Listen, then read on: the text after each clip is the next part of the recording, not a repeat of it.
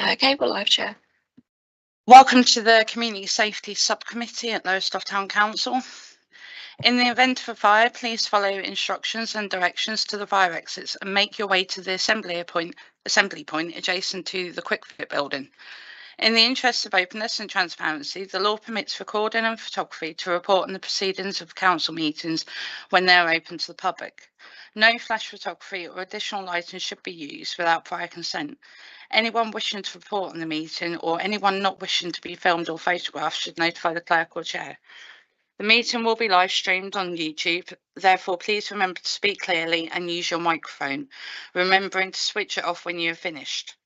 As the chair of the meeting, I have the discretion to suspend or terminate the live stream, and if, in my opinion, continue to do so would prejudice the proceedings of the meeting, improper conduct or any disruptive behaviour will not be tolerated. Please raise your hand to indicate your wish to speak and wait for me to call upon you. As chair of the meeting, I will determine the order in which members will be invited to speak.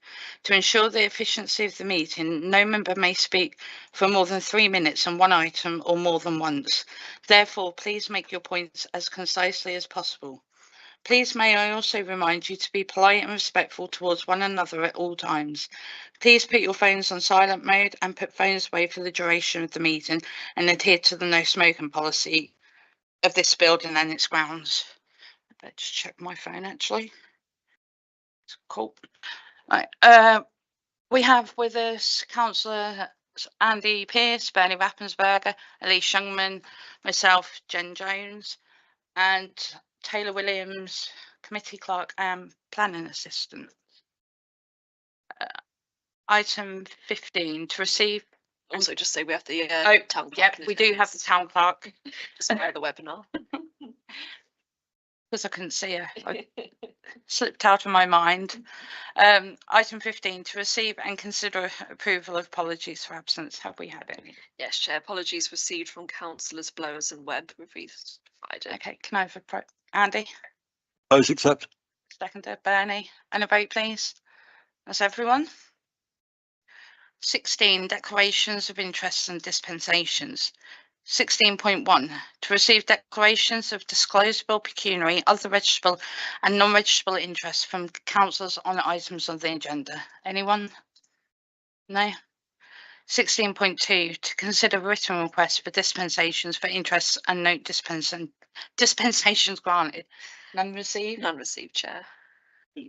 Yep. Sorry, I just I don't have any interest to declare obvious ones from items on the agenda, but I noticed that there's an item further down about vehicle activated signs. So if there's going to be any discussion of specific sites, and if any of those happen to be in Gunton Ward, just to declare for openness that I'm current chair of the Gunton Residents Association, which has the general interest in improvement in the ward, but no specific interest in this issue or on any decision that the town council may make. Okay, thank you. 17, to consider the draft minutes and confidential note of the meeting on 18th of June. Bernie? Propose we accept them. Okay, seconder, Andy, and a vote. So everyone. 18, public forum, an opportunity for the public to make comments on any matters on this agenda and to consider any advance comments from the public. No advance comments received, Chair, and no one's in attendance on the webinar from the public. Thank you. 19, to appoint the Deputy Chair of the Community Safety Subcommittee. Andy? Propose Elise, if she's willing. You happy to? Yeah. Seconder? Yep. And a vote? Is everyone? 20, finance. 20.1, to review any expenditure by the subcommittee from its delegated budget. I checked with the finance officer just earlier. There's no recent expenditure by the subcommittee to update you on. Okay, thank you. Andy? Just tied in with that, I know that I was pretty sure there'd been no recent expenditure, but can I just ask, I know James has been hugely busy at the moment, like with the audits and the budget and, you know, busy generally, but I know we're just coming through audit season. would it be possible at some point between now and the end of the year, could we get back to what we were doing last year, where in the briefing papers we would get sent that tab, you know, so we don't get sent the whole budget document, but we just get the one tab with the delegated budget for this committee and the same for the other committees, just so we can have a view of that and sort of be prepared in our own mind for, you know, what our budget is, what's already not spent but committed against it, what we've actually got to work with, rather than have to ask a question and appear unprepared in future meetings where there are expenditure items on the agenda. Yeah, that's fine. I know it's usually something we would do, and as you said, it's been quite a busy couple of months, but yeah, certainly I think the finance officer has all the information ready to just make sure the tabs are available and sent out to we need to make members. sure it's going out as a meeting paper, Taylor. Yeah, it'll be a meeting paper. We'll have to chase finance earlier than the day of the meeting. It's the same work for everyone. We just need to do it a week earlier. 21, to review and understand how to address all responsibilities delegated to this subcommittee under its terms and reference. So just to add, this was a item that was requested by the subcommittee. It's a previous meeting. Okay, anyone want to speak on that? Because I wasn't at the previous meeting. I don't have anything standing. I can't actually remember who raised it, and I'd be really embarrassed if it was me, because when I saw this go out on the agenda, I thought, what's the background to this item? And then I read the draft minutes and saw it had been requested by the committee, and I can't remember whether any particular context was mentioned in raising it as an item, but I suspect it's because we do have quite a broad agenda, and discussions have tended to concentrate almost exclusively on CCTV and the vandalism reports. And I think it was just to make sure that there's not any broader scope to the agenda that we're neglecting, because we have been concentrating on those almost to the exclusion of anything else. So I'm looking at, I asked for the terms of reference to be attached, so I've got them open now. So we've got 6.1.1 to explore options for community safety on council land and make recommendations to aid. We probably don't do that in a systematic way. We do it as and when things are gone. But we did have a briefing paper, did we not, on the new law that's, what's the name of it, Taylor? The new law that's going around about, Martin's law. yeah, about safety at public events, indoor and outdoor.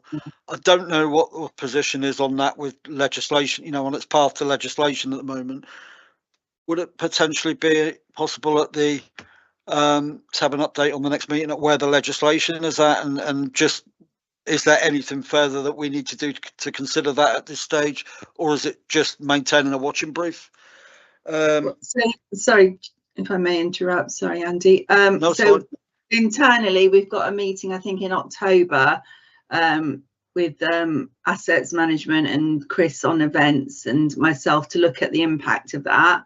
So it'll be a sort of cross committees. We need to feed back the outcomes of looking at what we're required to do, because obviously it'll affect events and comms as well as aid, as well as community safety. But it is on our radar. There is some legal papers that have been issued from the National Association of Local Councils now, so we have got it, and we can bring it back to you when we've looked at the ramifications of it, really. Thank you. Thanks, Sarah. So 6.1.2 is to work with other local authorities on issues relating to emergencies and public safety issues. So there's a tie in that with that. And also, you know, when we're putting on events, Chris sits on the, sorry, I forget the acronym, you know, the Public Safety Committee for larger events, you know, when we put on a larger, that's it. So I guess that's the mechanism through which we would operate, is it? With anything like this? Yeah. And to some extent, you'll hear when we get to CCTV that, you know, we're working with other authorities on that now in a positive way as well. So that's addressing one of the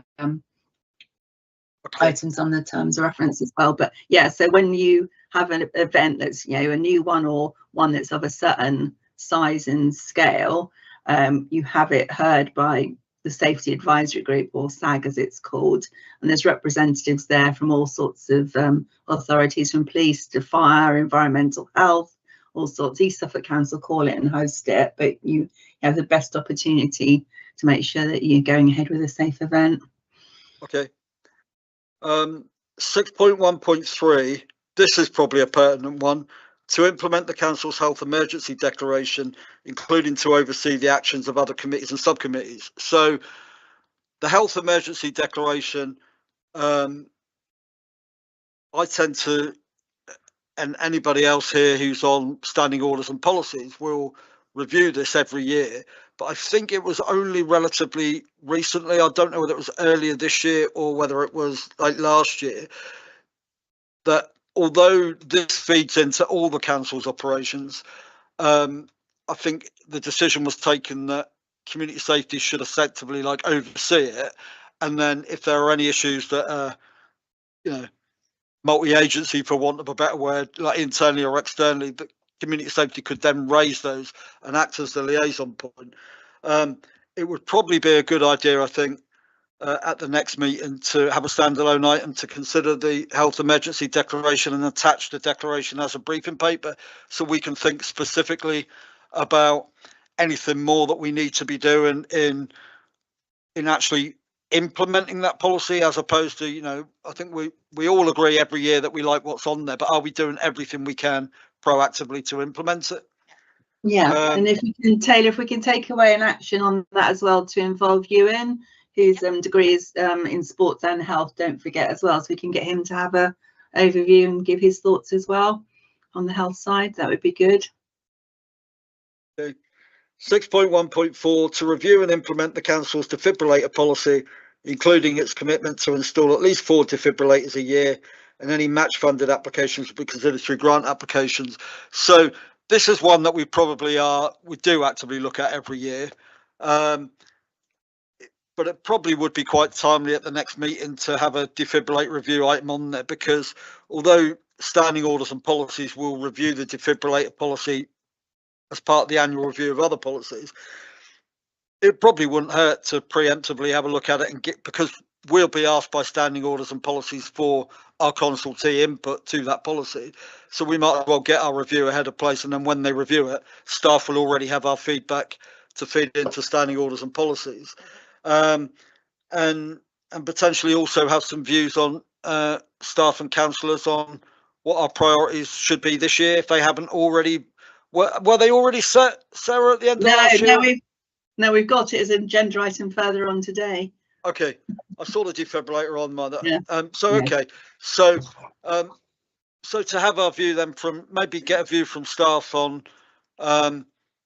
you know, have we still got plenty of sites that in theory are candidates, or are we approaching the point where on our land, you know, I know we mentioned allotments, and although we've got a lot of allotments, some of the sites are quite challenging, as we're finding out when this has been discussed in the allotments committee.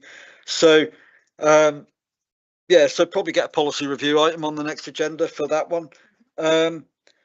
And then 6.1.5, to review its own remit and make recommendations to aid annually or as required on its terms of reference. So there's probably no imperative on that one, because we've just done that at the last meeting. So that's just a watching brief.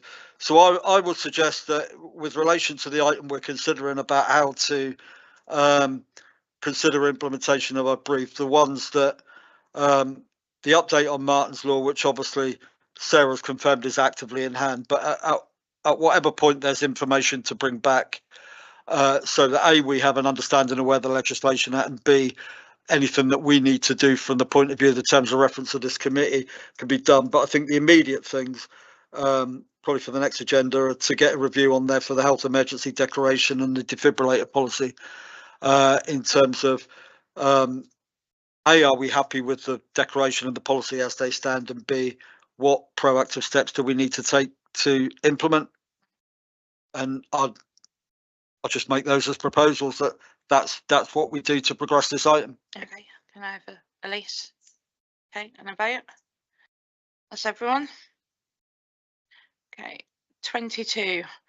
To consider measures to improve the security of the town council's assets, including the following: 22.1 to note vandalism and crime record of town council assets and consider which sites to prioritise. So vandalism report, we've got that fully updated. I was speaking to Sarah earlier. That'll be another one where we'll be getting that sorted a week in advance, update it as much as we can, and uploading that as a separate meeting paper. But since the previous meeting, zoom in a little bit more. So while Taylor's uploading that, So can your fill in previous meeting here. was the 18th of June.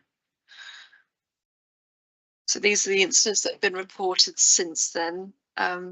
Quite a few it's kind of spread out. There's not any particularly targeted area. You've got Normston Park, then Park, Kensington Gardens, Gunton. Quite a bit of graffiti that's been found. I mean, just yesterday, Normston Park, there was antisocial behaviour in the wildflower area. So that's all been recorded and actioned I don't know if appropriately. we've got the fire at Sparrow's Nest last night, have we, Taylor? Anyone got any comments to make on that? Andy? Not regarding any of the specific items on the list. All I wanted to say is, because it says vandalism data capture including costs, and I think that column is just off the agenda. I don't know if that's been populated, but do we have, if we are keeping this as a log, I wouldn't want to repeat this in public session at the moment, even if we have it. I just want to know yes and no, do we have it?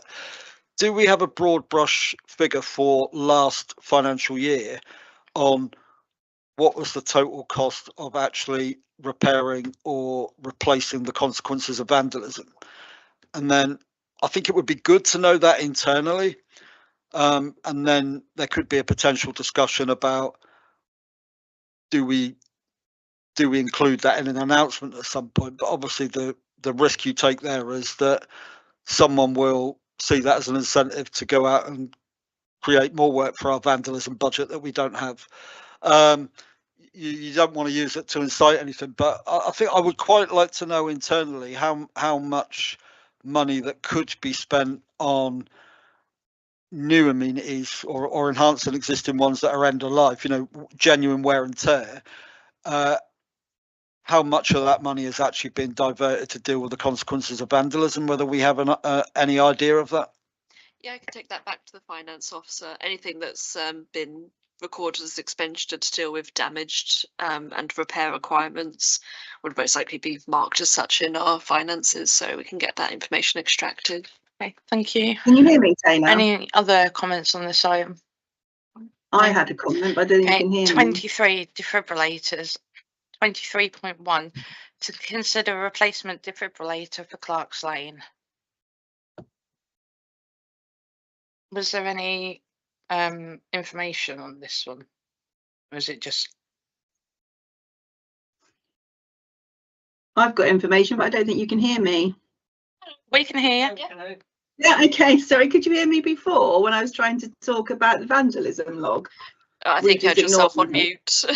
I didn't. I think there's something wrong with my laptop I'm using at home. So on the if I just go back, Chair, to the vandalism costs, Yep, that's fine. Without having to do a lot of research, I would say the cost to us mainly is the time of our grounds maintenance operatives having to scrub and sandblast and wash graffiti off. I don't know how we equate that unless we ask them to start to keep a time record of that. We don't actually have that much in terms of infrastructure or furniture that's damaged, but we can start obviously give it some thought. Last night, and what I was trying to say is, well, without doubt, and I don't know if we've got everything logged because there's been so many minor incidents as well, without doubt we have seen an increase in antisocial behaviour and vandalism during the school holidays, to the extent that we had a report just yesterday evening of 2 young people who decided to set a bonfire or a fire on the Sparrow's Nest Bowls Green. Thanks, Sarah. Andy? So thank you, Sarah, that's really helpful. I think yes, please, if staff can still take away the original action to if we have a figure for last year and if we can Yeah. collate a figure for this year on like a cumulative figure for the quantified costs, and what I'm talking about there is like where not so much staff time, but where we have to get a contractor or order replacement equipment or something like that, where there's an actual cost in repair or replacement. But yes, please, in terms of where the work is being done by our own staff, so there's no cost as such in having to go out to a contractor or a supplier, but there is a time cost in our staff are being taken away from other things. Yes, could you keep an hour's log? I wouldn't want it to be labour intensive, No. so it's not like a time and motion study or anything like that, but just an indicative cost. How many hours are being spent on a cumulative basis in the kind of thing that you're being talked about? Yeah. And if you just used an average wage, an average wage to try and roughly do a cost equivalent of that, because what I found very useful recently was the short video that was released and shared on Facebook about the work of the ground maintenance team, including the stuff that is not necessarily public facing, like when they're reconditioning stuff down at Unit 2 and stuff. I think it would be useful to have that figure, because I think if we're going to do a follow-up, I think people need to know that actually our staff are being taken away on doing this, and not as a point of moan, but I think members of the public should be aware that this isn't just being left. The graffiti is being actively dealt with, and this is what it takes to keep on top of it before you even think about actually the regular maintenance and replacement and replenishment and all the rest of it. And I think it would be good for us internally to know that, particularly those of us who aren't on aid or parks or committees like this, where we regularly see the outcome of stuff like this on agendas. I think it would be good for that kind of figure at some point, once or twice a year, to go to full council.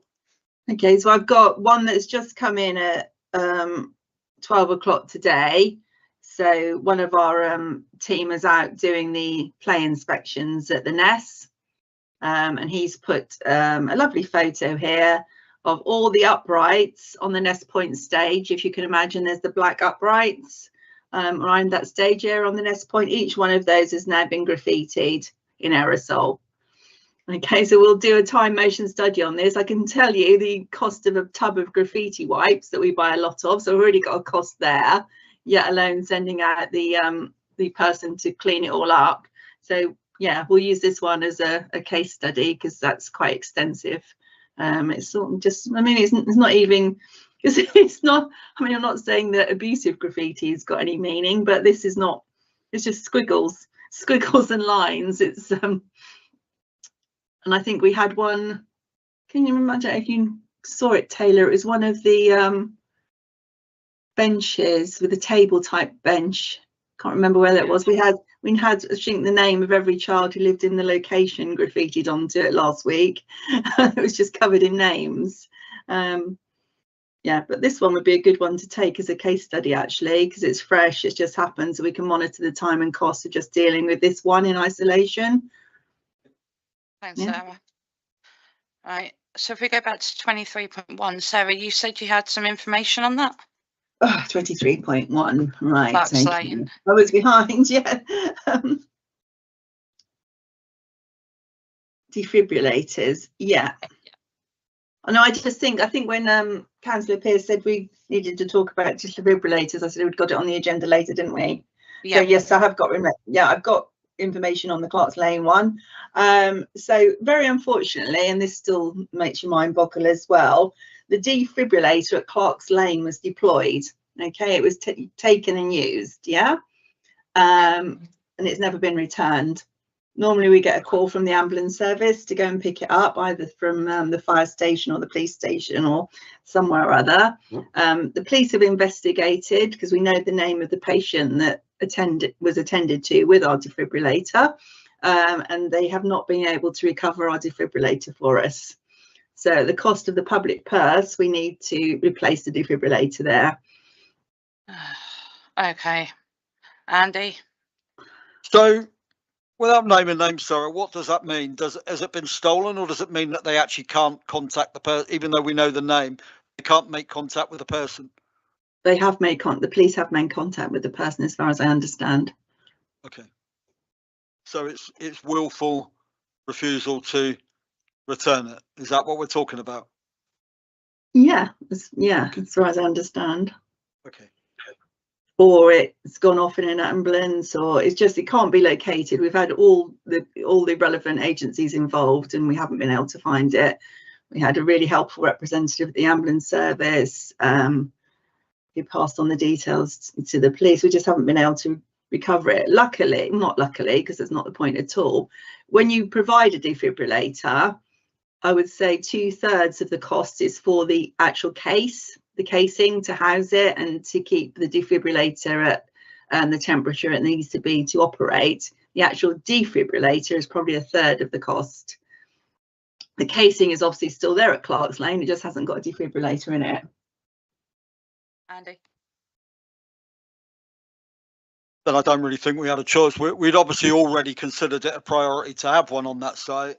And, you know, we have a number of other discussions going on, regardless of what might or might not happen with other projects. You know, things in the here and now we are trying to do with Clark's Lane to encourage usage and footfall. And I think we have to do it. So I propose that we replace the defibrillator. Bernie? And a vote? That's everyone. Okay, so 23.2 to review the installation of defibrillators and agree any additional sites.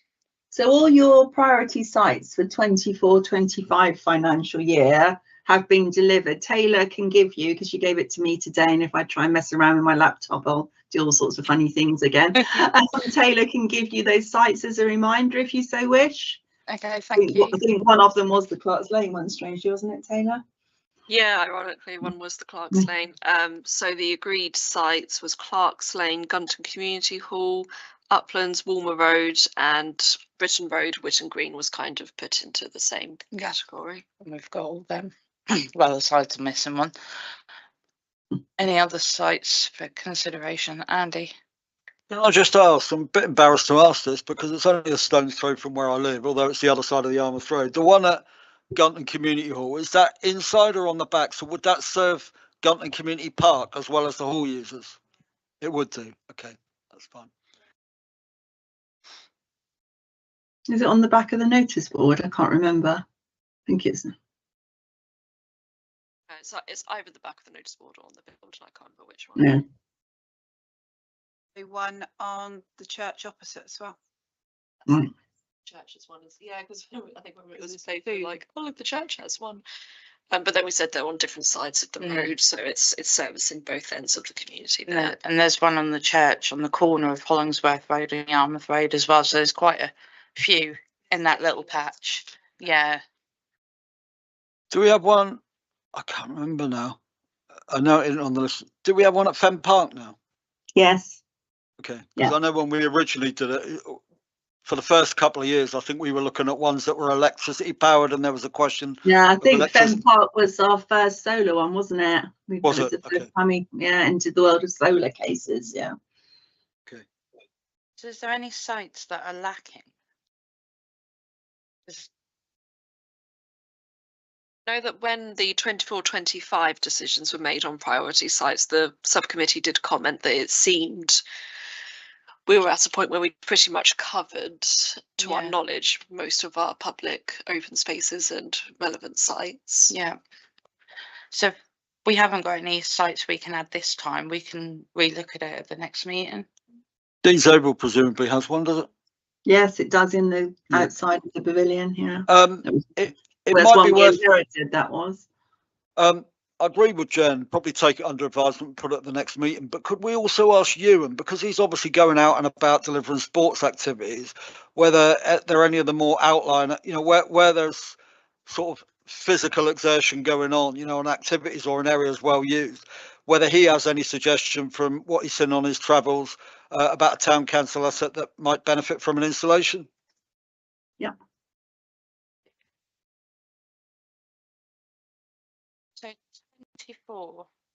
Vehicle activated signs. 24.1 to consider the town council's position on purchase and operation of vehicle activated signs. I'm assuming these are the ones where you're driving along and the speed limit flashes. Yeah, so a local council has the power to install and operate vehicle activated signs, subject to approval from Suffolk Highways on location for them to go. They can only be in a 30-mile-an-hour speed limit, and the sign can only be there for 28 days, then it has to rotate to another location. Council agreed to go ahead with this, I'm embarrassed to say, quite a few years ago now, and we did start to do some investigation work of possible sites. We asked all councillors to feed in sites in their wards where they thought we might be able to install vehicle activated signs. We then had to submit an individual application for each site to the county council and pay a fee and get the application approved. And that's where we stopped. We haven't done the applications as yet. It's just been probably with grounds maintenance moving in house and everything else. I know it was before grounds maintenance moved in house. I can remember Johnny as one of his tasks when he first started driving around and looking at possible sites. So we might now be in a position that we could give some thought to this and progress it. So it's just to get the subcommittee's view on if you still want to have this as a priority and you do want to progress it, because it's quite some time since we first looked at it. There is a budget, there's a £10,000 budget set aside for this. So that's what brings us to 24.2, or you can apply for locality funding from county councillors who have highways budgets as well. So it's just to bring it back to the committee's attention really, and to get a steer if you still think it's a priority, given we've just been through the community safety terms of reference, and if it's something you want us to use time progressing. You know, obviously we do get chased from time to time on lots of projects. This would have to go over to grounds maintenance to operate. It's just where it sits with the priorities of everything you want to do really. Okay, thanks, Sarah. Andy? So Sarah, I think from the description I know the answer now. This is what we were originally referring to. Was it speed indicator devices? We're talking one and the same thing, aren't we? Yeah. And I know you mentioned about the 30-mile-an-hour zone. I can't remember whether you just said it, and apologies if you did. Wasn't there also a thing that you had to have? Was it 100 yards or 100 meters unobstructed view either way as well? Yeah, and a safe area for someone to change it, because you have to climb a ladder to change it, and then you have to charge the batteries for them or have a solar one. Yeah. Because I remember when we had the original spreadsheet of possible locations that all councillors had put ideas in, not just those on a certain committee. A lot of them, I think we realised, were problem sites for traffic, but they were ineligible for these devices because of those criteria. How many potential sites were we actually left with, given the fact that we need enough sites to be able to do the 28-day rotation? Did we actually have a viable enough number of sites left that we could actually contemplate this? I can't remember, and apologies, I haven't been able to prepare properly on this. I can't quite remember, but if you had 2 sites and bought 1 camera, it would be eligible, wouldn't it? So you could do it like that. Taylor's got some information, has she? Yeah, I've got the minute from when it was discussed. It was 9 sites that were agreed to go forward with. But yeah, it did end there, and I think it was when we were just on the cusp of bringing grounds maintenance in-house. The 9 sites aren't listed here, so I'd have to find the meeting paper that was provided at the time. I think we're going to need that meeting paper for them sites then, aren't we? Andy? Yeah, you can't, sorry. Yeah, I think we need that meeting paper, and what I'd also like to do, now things have reached the stage they are, is get some input from GMT. And like, if we went ahead with these devices on all 9 of these locations, regardless of how many cameras we actually purchased to service that requirement, what would be the logistical implications for our ground maintenance staff in doing the 28-day rotation? What would that involve for them in terms of time away from other work? and so on like that, just to have an idea of what the maintenance requirement would actually be. I'm not saying that in any way because I'm leaning towards the idea of not doing it. I would just like to understand what's involved for our staff, given everything else they have on, and then have for that to inform the discussion. But at the same time, because we meet 2 monthly, I don't really then want to kick it into the long glass for 2 months. Is there any chance that?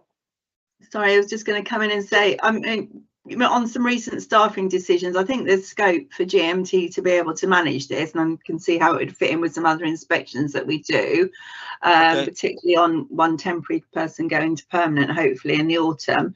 To start with, the work will be more on the officer's side, because I believe we have to photograph the site and we have to write to every resident in the location of where the camera would be to check they've got no objections to it. So there's still quite a bit of admin to do before it would go live. So we could look at both sides of what's involved. I mean, it's no small task, but once it's done, it's a positive thing for all communities, obviously. And just there's no penalty enforcement. It is just a warning. It will just give you the devil sign or a green smiley face or whatever. So could I make a suggestion then, that Sarah, that if we've got the CCTV item today, I know that's going to be in confidential, but I don't know what's going to come out of that in terms of next steps. But could I make a suggestion that on this occasion we have an extraordinary meeting in sort of mid-third week of July, because there may be some actions coming out of that as well, and that on the same agenda we put the briefing paper for this item on there and consider this in more depth at that meeting? Yeah, I'm sure you didn't mean July, but we can do whenever you did mean. Sorry, I did mean September. Yeah, sorry, Sarah. Yes, yeah, I did. I'd like it still to be July and not approaching the end. Of No, I meant next month, not 2 months' time. I think Taylor wants to get in. Also, we'll circulate it at the time, but I found the original meeting paper if members would like to hear the list of 9 sites. Please. So the 9 sites were Denmark Road, Ashburnham Way, Beccles Road, Elm Tree Road, Lon Road, Corton Road, Yarmouth Road, Wapload Road and Peto Way. Okay, thank you. So the Yarmouth Road, I think Yarmouth Road's an A road, isn't it? I don't think it would be able to go there. I'm pretty sure it wouldn't be. But yeah, it's A road. I think the paper was from like 2022, 2023, so it will need to be updated because things change on the roads. If we arrange an extraordinary one next month then and have the updated stuff. So would it be sensible to defer 24.2 to that meeting as well? Yeah, so I think we just need to resolve today, Chair, if we can, that there's an appetite to still explore this, and then to task us to just get a vote on, you still, the agenda items to consider the position. So it seems the position is you still want to look at it. So if you can get agreement on that, and then we'll take it away as a task to give you a bit more information. Okay. Well, I'd like to propose that, basically by asking for the extraordinary meeting next month, that in principle we are interested and do look at sort of picking this up and progressing it through to conclusion, but acknowledging that there's a lot of admin work to do, as you said, Sarah, before it would become operational. But I think that's all the more imperative, therefore, that we have the meeting next month rather than in 2 months' time, because, as you said, we already have some money sitting in the budget, but then whatever actions and recommendations come out of that meeting can inform what we, if there is any other provision that we need to make in the budget this year, and it will be a very timely time, therefore, to have that discussion. Okay, so that's your proposal. Seconder for that, Bernie, and a vote. Is everyone? 25 CCTV. 25.1 to receive an update on improvements to existing CCTV provision on town council land. Sarah, did you want to come in on that one? Yeah, so in public session, I'm pleased to report we've had some really good active engagement with East Suffolk Council on upgrades to CCT provision on town council land where there were formerly cameras that were working to a certain extent or not working. By the end of September, we should have fully operational cameras in all of the locations that we have them. There is some legal work and considerations around that in terms of contracts that we do need to do in confidential session. Yep. Okay. Okay, so 25.2, to consider any legal and licensing matter relating to the above, some aspects may be confidential. So all of that needs to be confidential, yeah?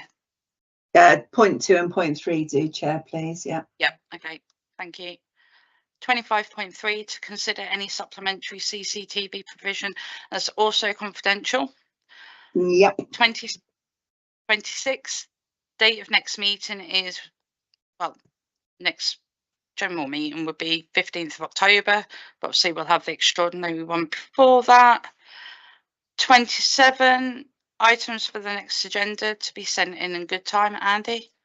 Can I just, for the extraordinary meeting, if possible, please? You know, I mentioned the thing about having a copy of the delegated budget tab. If we could have one for that meeting, I think, could we have a standalone item, so not just monitoring the budget, but a standalone item to consider community safety budget recommendations for 26-27? Because from one of the comments that's been made by Taylor, we might conceivably want to reduce our provision for new defibrillators, although we still need to at least keep a budget for maintenance of the existing one. But so I'm not suggesting that we might want no budget, but we might want a smaller budget. But equally, out of the CCTV item may come, you know, a more concrete discussion about what provision we need to make there, regardless of what we might do this year. You know, and where those funds come from, what provisions do we need to make for 26-27? And as we're sort of be entering the start of the budget round, I think it would be a really good time to have that discussion in September. 28, to meetings, to resolve that under the Public Bodies Admissions to Meeting Act 1960, the public be excluded from the meeting on the grounds that publicity would be prejudicial to public interest by reason of the confidential nature of the business to be transacted, namely any employment matters and legal issues relating to the matters on this agenda. Can I have a proposer? Bernie? Elise? And a vote? Thank you. Thank you, everyone watching at home.